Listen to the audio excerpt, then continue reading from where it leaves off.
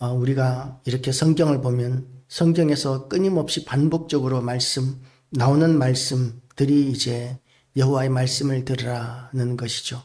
내 아들아, 내 아비의 명령을 지키며 내 어미의 법을 떠나지 말고 그것을 항상 내 마음에 새기며 내 목에 매라. 하나님께서 우리에게 주시는 말씀 가운데 가장 많은 말씀이 물론 사랑이시지만 하나님은 사랑이시지만 그러나 하나님께서 우리에게 다가오셔서 주시는 가장 많은 말씀은 들으라입니다. 하나님께서 말씀하실 때에 들으라. 하나님의 말씀을 마음판에 새기고 그것을 또한 순종하며 살아라. 내가 거룩하니 너희도 거룩하라 하는 말씀 이전에 들으라 하는 것이죠. 하나님의 말씀에 귀를 기울이고 듣는 것이 성도들의 삶에 있어서 가장 중요합니다. 어떤 사람들은 이 신앙생활, 일본 같은 경우에는 이제 무교회주의 신앙이 주류라고 합니다.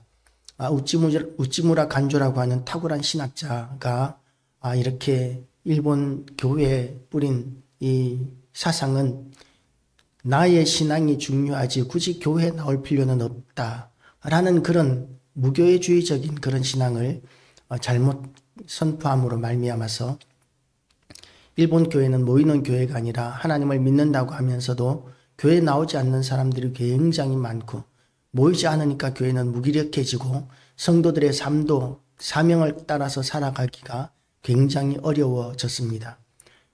바울은 모이기를 피하는 어떤 자들의 습관과 같이 하지 말고 오직 그날이 가까움을 볼수록 더욱 그리하자고 이렇게 이야기합니다.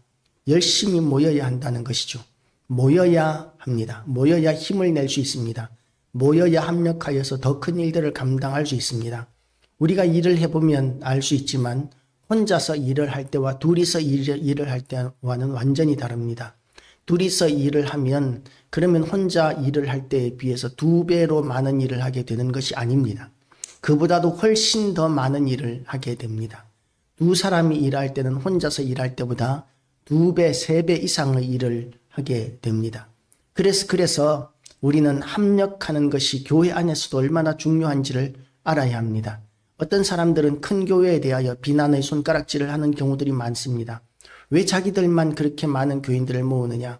연약한 교회들에게 교인들 좀 나눠줘야 되지 않느냐? 물론 좋은 이야기입니다. 나눠주면 우리 교회 같은 경우에는 너무나 감사하겠죠. 그러나 그 교회는 그 교회대로 하나님께서 쓰시는 것이 있고 또한 우리 교회와 같이 이렇게 몇 되지 않는 성도들을 가진 교회 같은 경우에는 또한 거기 수준에 맞게 또한 감당할 사명이 있는 것입니다.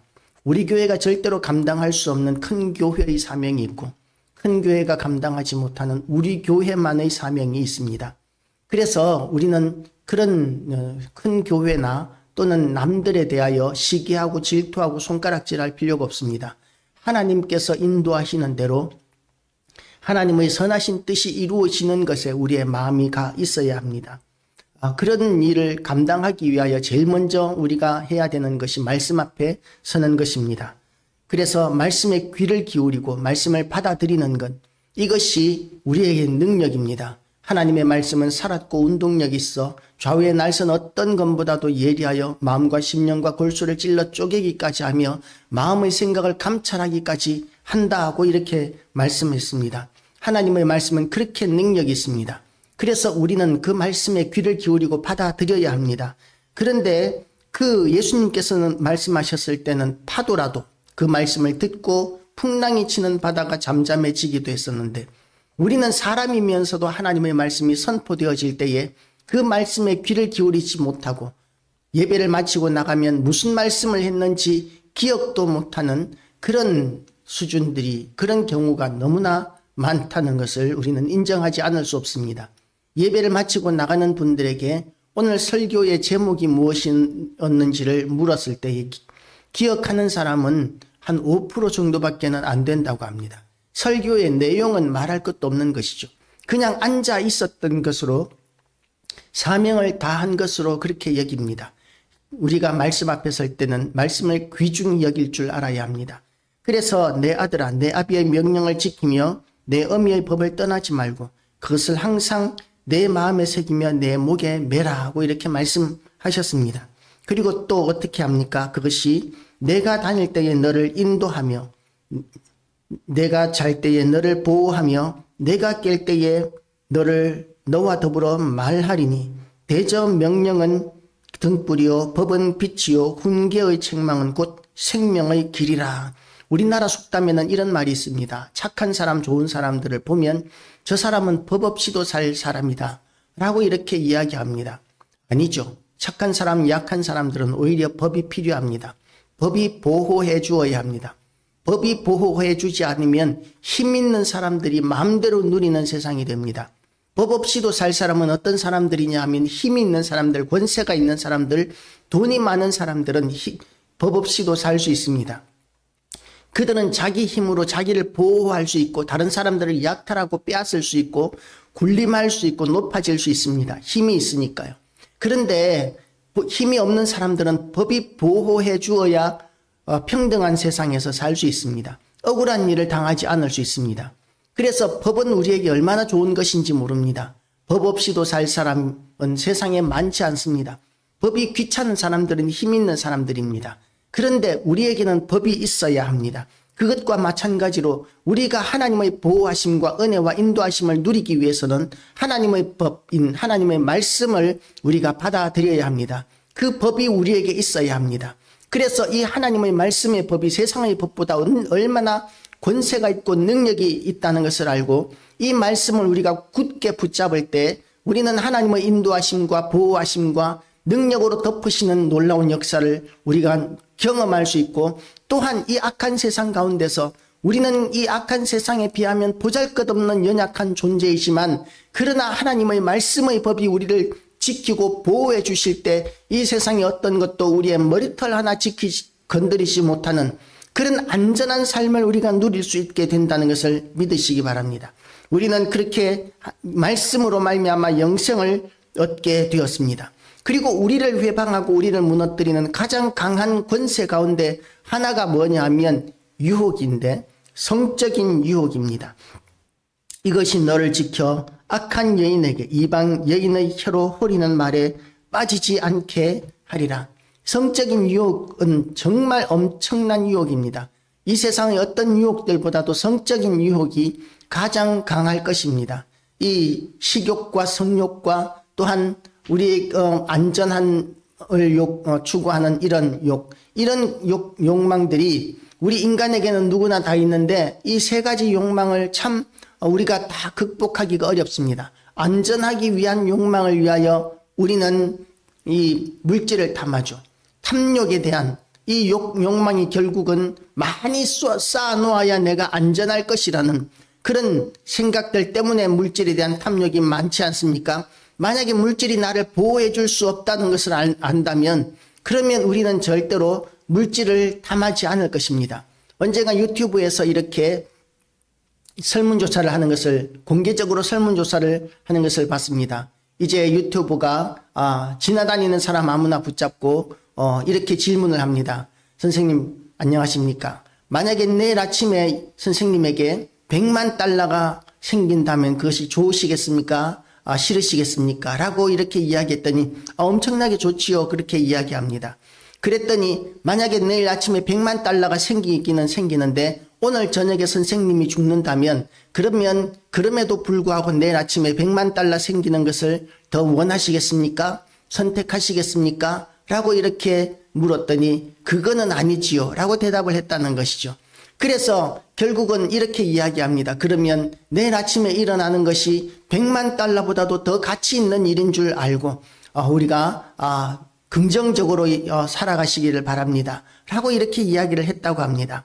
100만 달러, 1000만 달러 아무리 많이 있어도 내일 아침에 생기는데 오늘 밤에 우리의 생명이 끝난다면 그것은 우리에게 아무런 가치가 없습니다. 그래서 물질에 대한 탐욕도 결국은 안전이 우선 안전을 위한 것이지 물질을 위해서 우리의 안전을 포기하는 것은 순서가 바뀐 것이죠. 그러는 사람은 극히 드물 것입니다. 그런데 그것과 마찬가지로 또한 강력한 유혹이 성적인 유혹인데 그 성적인 유혹을 벗어날 수 있는 유일한 방법, 가장 강력한 방법은 뭐냐 하면 물론 우리의 타고난 성품도 중요하겠지만 그보다도 더 중요한 것이 하나님의 말씀이 우리에게 얼마나 엄청난 것인가를 인식하고 그 말씀에 붙들린 바 될 때에 우리는 세상의 유혹으로부터 승리할 수 있게 됩니다. 세상은 끊임없이 우리를 지켜보고 유혹하려고 합니다.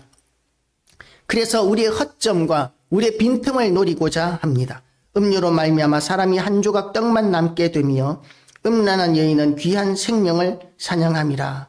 이렇게 음료로 말미암은 이 유혹은 돈을 노리는 정도가 아니라 생명을 노리는 일이라는 것이죠. 음료로 말미암아 사람이 한 조각 떡만 남게 되며 음란한 여인은 귀한 생명을 사냥합니다. 얼마나 이런 범죄가 많은지 모릅니다. 아이들이 이제 팀을 짭니다. 그리고 여자아이에게 조건 교제를 하게 합니다. 그렇게 해서 어른 남자를 유혹하고 어린아이가 여자아이가 학생이 여관으로 들어가면 그러면 남자아이들이 쫓아 들어가서 그 여관방에서 그 남자 어른을 구타하고 그것을 약점으로 돈을 갈취하는 이런 범죄가 굉장히 많이 있다고 합니다. 그것처럼 우리의 물질을 노리기 위한 사기도 이렇게 음행을 믿기로 말미암아 많이 일어나게 되는데, 그런데 우리가 음행으로 말미암아 생명을 잃게 되기도 합니다. 남의 아내와 이런 잘못된 범죄를 저질렀을 때에 돈으로 갚을 수 없는 경우가 굉장히 많습니다. 돈으로 이것을 해결할 수 없는 경우가 많습니다. 다짜고짜 이 남편이 칼을 들고 와서 해코지를 하는 그런 경우들을 우리는 심심치 않게 보게 되는 것이죠. 남의 아내와 통간하는 자도 이와 같을 것이라. 그를 만지는 자마다 벌을 면하지 못하리라. 도둑이 만일 줄일 때에 배를 채우려고 도둑질하면 사람이 그를 멸시하지는 아니하려니와 들키면 7배를 갚아야 하리니 심지어 자기 집에 있는 것을 다 내어주게 되리라. 도둑질하는 것도 엄청난 대가를 지불해야 된다는 것이죠. 그런데 남의 여인 아내와 간음하는 자는 무지한 자라. 이것을 행하는 자는 자기의 영혼을 망하게 하며 상함과 능욕을 받고 부끄러움을 씻을 수 없게 되나니 남편이 투기로 분노하여 원수 갚는 날에 용서하지 아니하고, 다른 것들은 웬만하면 용서받을 수 있겠지만 남의 아내를 건드리고 그리고 그 남편에게 들켰을 때에 남편의 용서를 받는다는 것은 그것은 상상하기 어려운 일이고 쉬운 문제가 아닙니다. 어떤 보상도 받지 아니하면 합의가 안 된다는 것이죠. 남의 아내를 건드렸을 때에 합의되기가 어렵다는 것입니다. 많은 선물을 줄지라도 듣지 아니하리라. 안 들으면 어떻게 됩니까? 합의가 안 됩니다. 돈을 줘도 안 되고 사과를 해도 안 됩니다. 그러면 어떻게 되겠습니까? 오로지 생명으로만 갚을 수 있는 경우가 많다는 것이죠. 그 단 하룻밤의 그 쾌락을 위하여 생명을 걸고 인생을 거시겠습니까? 생명과 인생이 혹시 해코지를 당하지 않는다 할지라도 그런 일들이 만약에 소문이 나게 되면 사회생활이 어떻게 되겠습니까? 자기의 가정은 어떻게 되겠고 직장에서 만약 그런 소문이 나면 그 직장을 계속 다닐 수 있겠습니까? 우리가 참으로 하나님 앞에서 하나님께서 우리에게 주시는 말씀에 귀를 기울이시고 붙들게 되시기를 축복합니다. 하나님의 말씀을 붙들지 않으면 우리를 유혹하는 이 세상의 너무나 많은 유혹들에 우리는 이길 수 없습니다. 감당할 수 없는 경우들이 너무나 많습니다. 그래서 우리의 인생이 망가지고 생명까지도 잃게 되는 그런 패가 망신하는 일들을 우리는 경험할 수 있게 되는 것이죠. 요셉에게 보디발의 아내가 유혹했을 때에 요셉이 뭐라 그랬습니까? 내가 하나님 앞에서 이런 죄를 범할 수 없습니다 라고 이야기하면서 도망을 쳤지 않습니까?